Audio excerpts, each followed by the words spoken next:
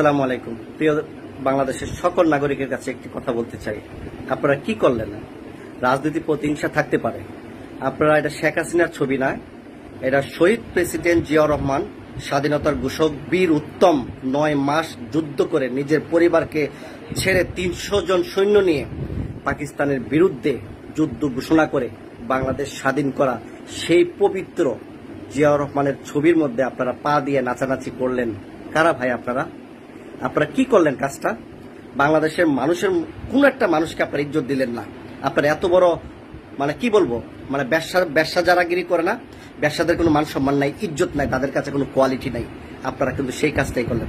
যারা শহীদ প্রেসিডেন্ট জিয়াউর রহমানের ছবির মধ্যে যারা পা দিয়ে লাথালাথি করলেন, এগুলো খুব খারাপ কাজ করেছেন। তাহলে বাংলাদেশে আর সম্মানিত ব্যক্তি রইল না, আপনারা পুরো বাংলাদেশটাকে ধ্বংস করে দিলেন এবং আপনারা বাংলাদেশটাকে একটা গৃহযুদ্ধের স্থাপন আবাস আপনারা দিলেন যে আপনারা বাংলাদেশ ধ্বংস হোক। কিন্তু লাভবান হবে কারা জানেন? মনে রাখবেন, লাভবানটা কারা হয়? আপনারাও হবেন না, কাউকে হতেও দিবেন না। মাঝখান দিয়ে আপনারা সোনার বাংলা দেশটাকে আপনারা ধ্বংস করে দিবেন। কথাটা মনে রাখবেন। এই 17 বছর আওয়ামী লীগের সময় বিএনপির হাজার হাজার নেতাকর্মীকে নিঃশৃঙ্খলভাবে গুলি করে হত্যা করেছে, কুপিয়ে মেরেছে, চোখ তুলে ফেলেছে, নির্মমতা কোনো শেষ ছিল না। তখন আপনারা কোথায় ছিলেন? শুধু এই প্রশ্নটা জাতির কাছে রাখলাম। শহীদ প্রেসিডেন্ট জিয়াউর রহমান একটা বাংলাদেশের প্রতিচ্ছবি, একজন মহাবীর। সেই মহাবীরকে আপনারা ছবি দিলেন, উনি তো আর দেখে নাই, মারা গেছে। কিন্তু আপনারা যারা জীবিত আছেন, জানি না আপনারা কোন পথের মানুষ, আপনারা কোন কোয়ালিটির মানুষ, আপনাদের নেতা কিরকম কোয়ালিটি, আপনাদেরকে দিয়ে কি ধরনের রাজনীতি বাংলাদেশে করাতে চায়। একটা কথা আমি বলি, সেনাবাহিনীর লোক তো কথা খারাপ কথা বলতে চায় না, একটা কথা না বললেই নয়। অল্প বয়সে পাকিলে বাল, দুঃখ থাকে চিরকাল। এই কথাটা মনে রাখবেন। যাদের বাপের আগে বাল উঠে গেছে তারা কিন্তু বেশি দিন টিকবেন না। কথাটা মনে রাখবেন। এই 17টা বছর বিএনপির কি ধরনের ক্ষয়ক্ষতি হয়েছে সেটা আপনারা ভালো করে জানেন। তাদের কি মা বোন নাই? তাদের কি পরিবার নাই? তাদের কি বউ বাচ্চা নাই? তাদের কি সন্তান নাই? তাদের কি স্বামী ছিল না? তাদের কি স্ত্রী ছিল না? হাজার হাজার মানুষ যে মৃত্যুর বিনিময়ে এই স্বাধীন বাংলাদেশের গণতন্ত্র রক্ষার জন্য তারা কাজ করে গেছে। একটি লোক মারা গেছে, তার জন্য বিএনপি তাদেরকে আজীবনের জন্য বহিষ্কার করছে এবং দলের মহাসচিব সেটা প্রতিবাদ জানিয়েছে। বিএনপির ভারপ্রাপ্ত চেয়ারম্যান জনাব তারেক রহমান সাহেব প্রতিবাদ জানিয়েছে এবং সর্বোচ্চ সাজা দাবি করেছে। আমরাও প্রতিবাদ করেছি। বিএনপির কি বাপের ক্ষমতা আছে এই লোকের ফাঁসি দেওয়া? বিএনপির কি বাবার ক্ষমতা আছে এই লোককে সাজা দেওয়া? রাষ্ট্র দিতে হবে, আইন দিতে হবে। তারা আইনের প্রতি শ্রদ্ধাশীল, তার দল থেকে বহিষ্কার করে আইনের প্রতি তারা বিচার দিয়েছেন। তাহলে সেখানে বিএনপির ছবির মধ্যে আপনারা পাড়া দিলেন কেন? একবার আপনারা ভাবলেন না? আপনারা যেসব নাটের গুরু, আপনারা যেসব রাজনৈতিক উস্তাদ যারা তারা আপনাদের জন্য কতটুকু সফলতা নিয়ে আসছে, আপনার দেশ কোন পর্যায়ে নিয়ে গেছেন। আপনারা 10,000, 20,000 জামাত, বিএনপি, নাগরিক পার্টি 1 কোটি লোক হোক, আপনাদের কি 1 কোটি লোক আছে? 2 কোটি লোক হোক, আপনাদের কি 2 কোটি লোক আপনাদের জনসমর্থন আছে? 3 কোটি লোক হোক, আপনাদের 3 কোটি জনবল আছে? আপনারা বুকে হাত দিয়ে বলতে পারবেন। কিন্তু বিএনপি কিন্তু আছে। একটাবার আপনারা ভাবলেন না?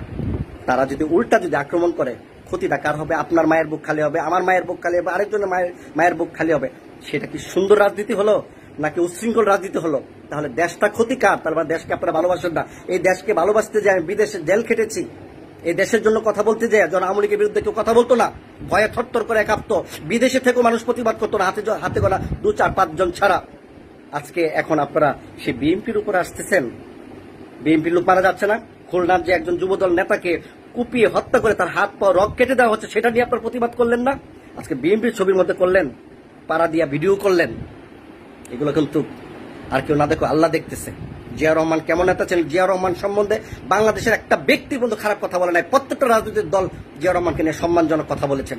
যে যাদেরকে দিয়ে এইসব ছোট ছোট বাচ্চাদেরকে দিয়ে যারা নোংরা রাজনীতি করাচ্ছেন, ক্ষতি হলে বাচ্চাদের হবে, মারা গেলে যুদ্ধে সংঘর্ষ হলে তারা মারা যাবে, আপনারা নেতারা কিন্তু চেয়ারে বসে থাকবেন। এই কথাটা মনে রাখবেন। যারা ভিডিওটা দেখবেন, শেয়ার করবেন, কমেন্ট করবেন, মন্তব্য করবেন, সমস্যা নাই। কিন্তু কাউকে ছোট করে রাজনীতি করা, এটা কোনো সফলতা আসবে না। সবারই মায়ের বুক খালি হবে। আমি প্রকাশ্য কথা বলি, কারণ আপনারা যারা কাজ করছেন, এখন তার দলের অনুসারী আছে না, তারা কি এটা প্রতিশোধ নেওয়ার জন্য কাজ করবে না? এখন যদি তাহলে এটা দায়ভার কে নেবে? সরকার নিতে হবে। সরকার তো নিতে হবে। তাহলে কি জিয়া রহমানের কি মান সম্মান নষ্ট হয়? এখন যদি প্রত্যেকটা দলের নেতাকর্মীর ছবি যদি এরকম করা হয়, তাহলে কি হবে? দেশে গৃহযুদ্ধ শুরু হবে। আমি এর আগেই বলেছি, গৃহযুদ্ধের আভাস আপনারা তৈরি করে দিলেন। সবাই যদি ভালো লাগে লাইভটা শেয়ার দিবেন। ধন্যবাদ সবাইকে। আসসালামু আলাইকুম। আইডিয়াল কলেজের ছেলেদের একটা ছবি ভাইরাল হয়েছে, বিভিন্ন জায়গায় প্রচার করা হচ্ছে। শহীদ রাষ্ট্রপতি জিয়াউর রহমানের পোস্টারের উপর দাঁড়িয়ে আছে। এই শিক্ষা বাংলাদেশের এই নতুন প্রজন্মের হচ্ছে। শহীদ রাষ্ট্রপতি জিয়াউর রহমান কি স্বৈরাচার ছিল? বাংলাদেশের রণাঙ্গনে যুদ্ধ করা একজন বীর উত্তম, জেট ফোর্সের অধিনায়ক ছিল। সে কি নিজে কি ক্ষমতা দখল করছিল? সিপাহী জনতা তাকে মানে রাষ্ট্র ক্ষমতায় বসাইছে, জনগণ বসাইছে। তাহলে তার বিরুদ্ধে এ ধরনের প্রোপাগান্ডা করার অধিকার কাকে, মানে আপনারা কোত্থেকে পান? কারা এগুলার ইন্ধন দিচ্ছে? আমরা কি বুঝি না এগুলা?